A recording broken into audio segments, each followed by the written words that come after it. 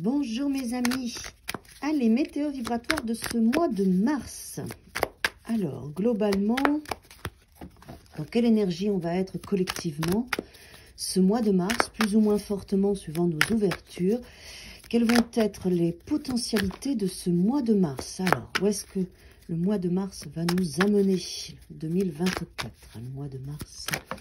Ouais, 2024, ok.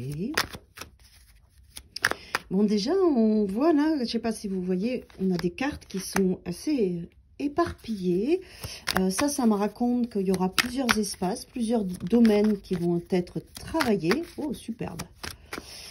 Ok. Les seules cartes qui sont découvertes pour ce mois de mars, c'est le pape qui est en centrale. Alors, le pape, c'est la guidance, l'enseignement, les prises de conscience, les connexions. On voit bien ce pape-là qui montre ses deux doigts tournés vers le ciel. C'est aussi des personnes qui nous renseignent, c'est aussi des rencontres qui nous font évoluer dans notre côté lumineux et notre côté sombre. Dans cette carte-là qui est le tarot des sorcières, on voit bien la clé du soleil, la clé de la lune, le point de rencontre entre les deux. La solution, c'est l'équilibre entre vos ombres et vos lumières. Donc ce mois de mars, on va être amené collectivement à vivre un enseignement. Chacun le vivra à sa manière, à sa façon, en fonction de son point de rencontre avec lui, là où il en est dans son existence. Mais en tout cas, c'est un mois riche pour notre évolution personnelle, pour nos prises de conscience, pour nos recadrages, nos réalignements. D'accord ?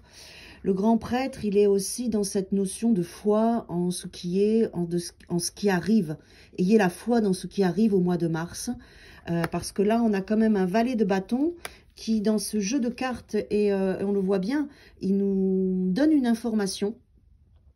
Là, dans ce jeu, le valet de bâton, il est vraiment comme dans les personnages de cour, quand on avait dans l'ancien temps des monarques, le valet était celui qui donnait la nouvelle, l'information.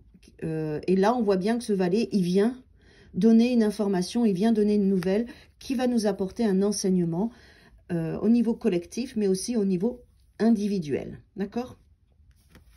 Alors, cette croix-là qui s'est créée toute seule. Ok, on a la lune. Au-dessus, on voit bien que l'enseignement du mois de mars, individuellement, va être dans nos profondeurs.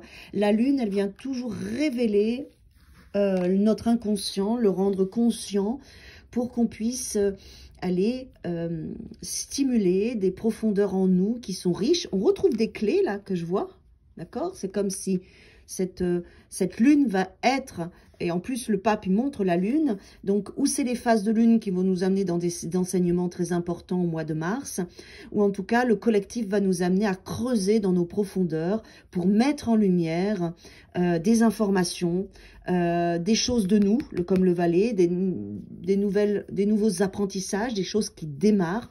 En tout cas, on voit bien qu'on va travailler dans ces profondeurs de soi à soi et que les phases de lune vont nous amener dans cet espace-là. Qu'est-ce qu'on a en dessous? Waouh, superbe! Dans la structure, c'est qu'est-ce qui me sécurise? De quoi j'ai besoin pour être vraiment en sécurité? Le 10 de Pentacle, on est dans une fin des deniers, une fin d'un cycle, mais on est du coup dans un accomplissement. On a pris tous ces deniers, on a compris des choses, on a évolué. Et donc, dans ce qui se passe, c'est quand même de se dire, regarde ta valeur, prends conscience de ta confiance en toi, de ton cheminement, de tout ce qui s'est passé dans ton existence. C'est aussi peut-être ça l'enseignement, de vous valoriser, de récolter et de vous donner cette fameuse richesse, cette fameuse valeur pour pouvoir après commencer un nouveau cycle. Donc on va être dans ces espaces-là au mois de mars. Ce qui va nous apporter cette prise de conscience, c'est je fais le point, je fais le bilan.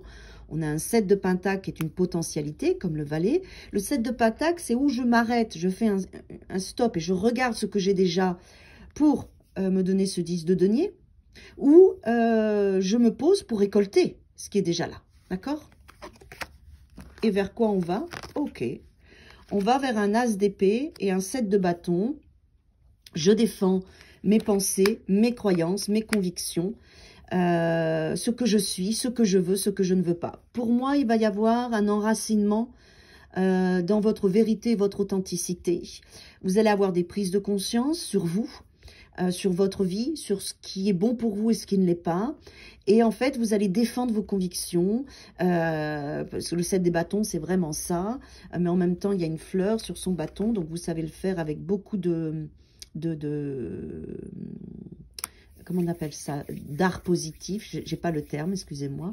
Et on a un as d'épée qui est là, qui est quand même un nouveau départ, une révélation, un nouveau chemin avec vous, un nouveau chemin avec votre mental, avec des apprentissages peut-être.